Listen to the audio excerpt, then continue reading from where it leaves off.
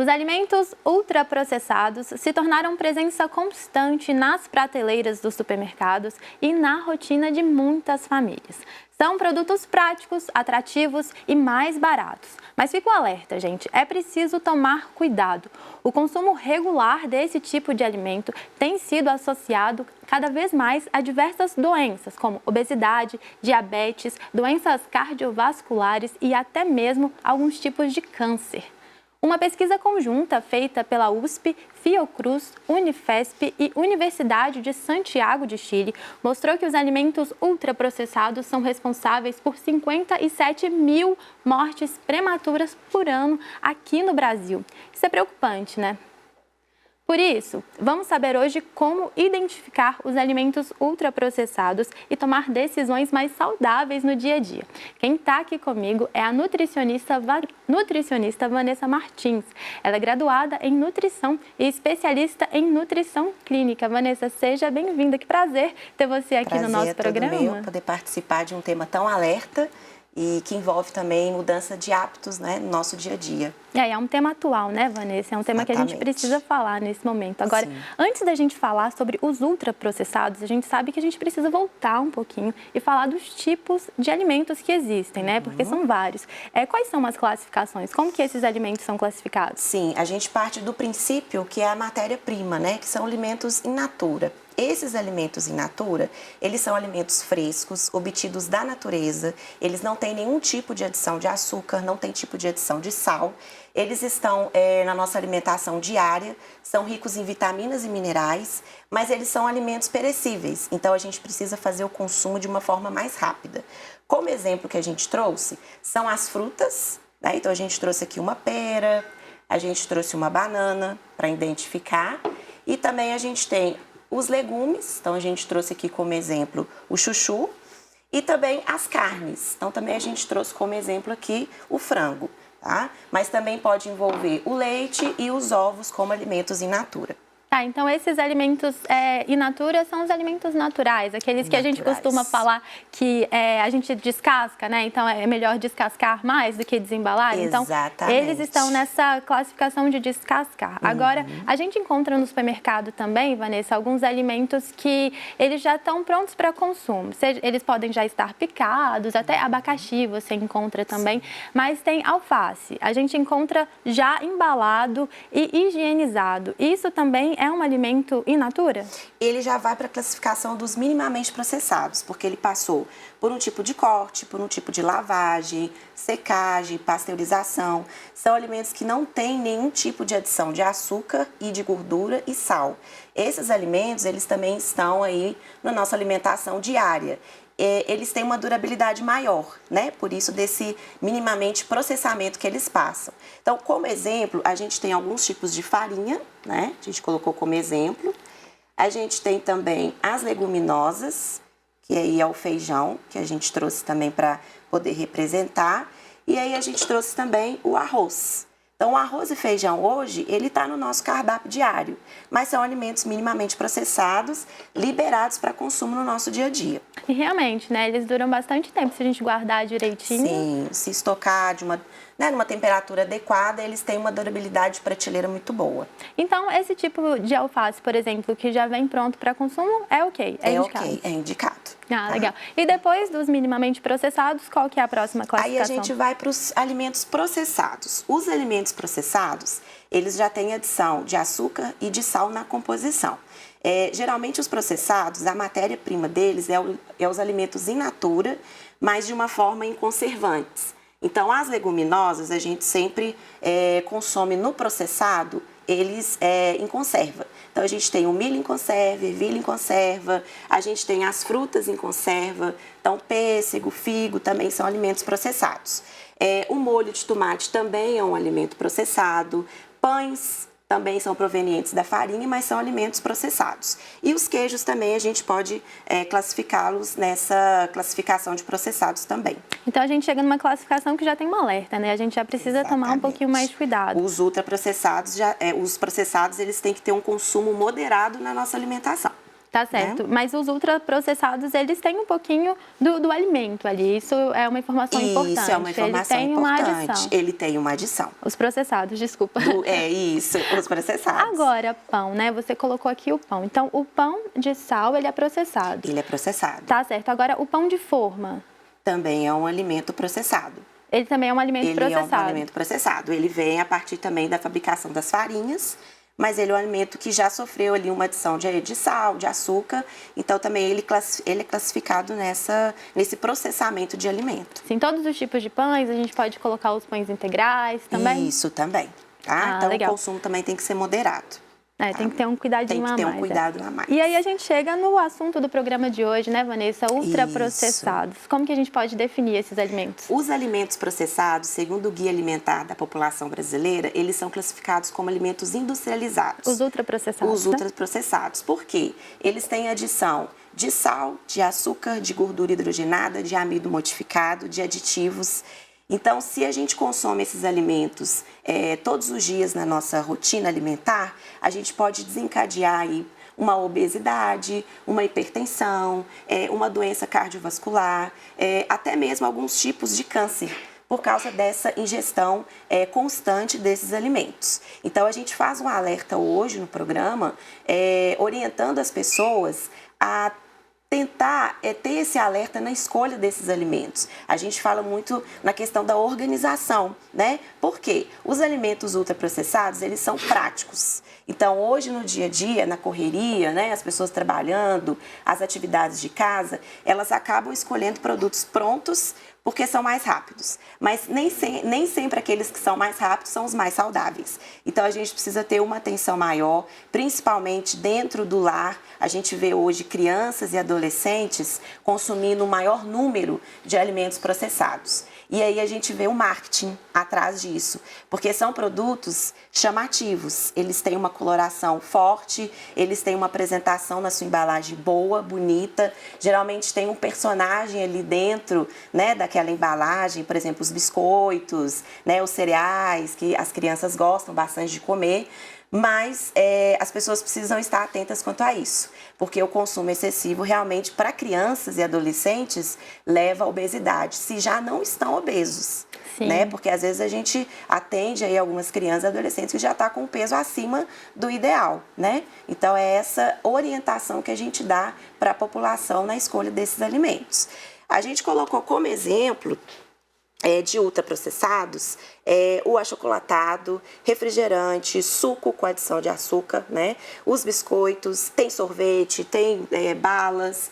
Então, são alimentos ultraprocessados que a gente precisa deixar aí de lado na nossa alimentação. E pensando na nossa rotina, né, Vanessa? Porque, de fato, gente, os ultraprocessados, eles fazem parte da rotina de muita gente. Eles estão nas lancheiras das crianças, na nossa lancheira também, que a gente traz para o trabalho, para uma faculdade. Então, a ideia é tentar tirar aos pouquinhos esse ultraprocessado dali, né? E são muitos alimentos. Aqui a gente tem esses exemplos, mas a gente pode trazer mais. Por exemplo, acho que barrinha de cereal, o iogurte também. As pessoas acham que a barrinha de cereal ela é super saudável, mas a gente tem que tomar bastante cuidado porque a composição dela também ela entra como ultraprocessado, tá? E aí também alguns tipos de sucos, né? Tem sucos que são extremamente ricos em açúcar, em aditivos. E iogurte também, geralmente, aqueles que têm sabor, são alimentos ultraprocessados, porque eles passaram aí por uma composição industrializada de aditivo, gordura, enfim, né? Pois é, e aí esse processamento, aí esse tanto de processo que faz com que esse produto fique com essa aparência saborosa, né? Exatamente. Que dá muita vontade de comer. E, inclusive, eles duram por mais tempo. E muitas vezes isso motiva a gente a comprar, né, Vanessa? Porque é muito ruim também você perder alimento em casa. Então, o ultraprocessado acaba sendo uma saída, né? Para quem são poucas pessoas em casa, que não tem uma rotatividade muito grande dos alimentos. E a escolha acaba indo para os ultraprocessados, mas a gente precisa rever, né, repensar esse hábito. Exatamente. Isso vale a pena porque hoje a gente tem um grande número de pessoas que apresentam obesidade e aí de uma obesidade vai ter uma hipertensão e aí vem as doenças cardiovasculares. Então, Então, isso muito reflete nos nossos hábitos alimentares, do que a gente está consumindo, né? Do que a gente está colocando também dentro da nossa casa. E eu falo muito que é questão de organização, né? Se a gente tem uma organização de horário, né? Higienizar os alimentos, a gente pode guardar sobre refrigeração, tem alguns alimentos que a gente pode congelar, porque a durabilidade dele é maior. Então, a gente consegue adquirir aí os nutrientes que a gente precisa, né? Para colocar o nosso organismo, ter as questões fundamentais de absorção, tudo que a gente precisa no nosso corpo. Tá certo. Agora, eu fiquei até pensando aqui, a gente tem um exemplo do suquinho de caixinha, né? Que também, muitas vezes, optam pelo suquinho de caixinha porque a aparência que é suco, né? Então, às vezes, não dou refrigerante para o meu filho, mas dá o suquinho de caixinha. Exatamente. Agora, esses outros sucos, né? Tem suco de laranja, que se você for ler o rótulo, tá 100% suco de laranja, ou de uva, que é 100% uva. Esses sucos, eles são indicados? Sim, é imprescindível que a gente veja o rótulo dos alimentos. Existem aqueles sucos que tem 100% da fruta e aí não tem que ter nenhum aditivo junto ali. Então, xarope, açúcar, amido, esses tipos de aditivos a gente tem que prestar bastante atenção no rótulo desses alimentos. Tá. Se ele for 100% fruta, aí é um alimento que a gente pode consumir. Tá certo. Ó, agora, gente, chegou a hora da nossa enquete, que foi publicada lá no Instagram da TV Horizonte. Dessa vez, o tema foi alimento processado. Vamos ver. Olha só, Vanessa, a enquete foi: alimentos processados não são saudáveis. De acordo com os seguidores que votaram, né, 90% desses seguidores acreditam que é verdade, mas tem 10% que acredita que é mito. E aí eu queria que você me contasse, né, os alimentos processados, a gente está falando dessa categoria aqui, Isso. Eles não são saudáveis? Então, são alimentos que a gente tem que ter um consumo moderado, porque eles já têm aditivos de sal e de açúcar. Então, se forem consumidos numa frequência maior na nossa alimentação, realmente pode desencadear algum tipo de hipertensão, diabetes. Então, por isso que a gente tem que ter uma organização e uma quantidade válida para consumir esses alimentos. Porque se a gente for ver, o pão tá do nosso dia a dia, o pão de queijo é uma coisa mineira, né? Então, não tem como também a gente deixar de comer esses alimentos. Então, é tudo moderadamente, né? Ah, tá respondido, né? Eu acho muito legal essa interação que a gente tem com os nossos seguidores, porque eles conseguem participar do nosso programa por meio das enquetes, né? Inclusive, fica o convite para você. Segue a TVH lá no Instagram pelo @TV Horizonte Oficial. Eu já te adianto que o perfil tá cheio de novidades. Agora, me conta, Vanessa, você falou essa questão de se eles são saudáveis ou não, mas eles são nutritivos, pensando assim nos nutrientes, em tudo que a gente precisa, no balanço ali dos alimentos que a gente consome?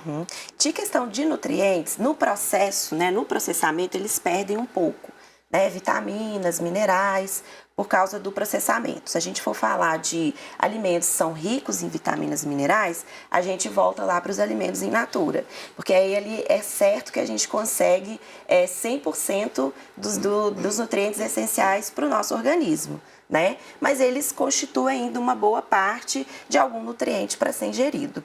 Ah, tá certo. Então a gente precisa realmente ficar muito atento a isso, né? A gente já falou aqui dos principais riscos dos ultraprocessados para a nossa saúde, são diversas doenças, são diversos males, né, que pode trazer para o nosso corpo. E uma questão, assim, que eu acho que seria interessante a gente falar também, Vanessa, porque às vezes, gente, vamos falar sério, às vezes a gente tem muita vontade, às vezes de comer um biscoitinho de chocolate, a gente fica pensando naquele sabor de comer um chocolate, mesmo um doce. Por que a gente fica com essa vontade louca? Produto ultraprocessado vicia também? O poder do paladar, né, desses alimentos, eles viciam.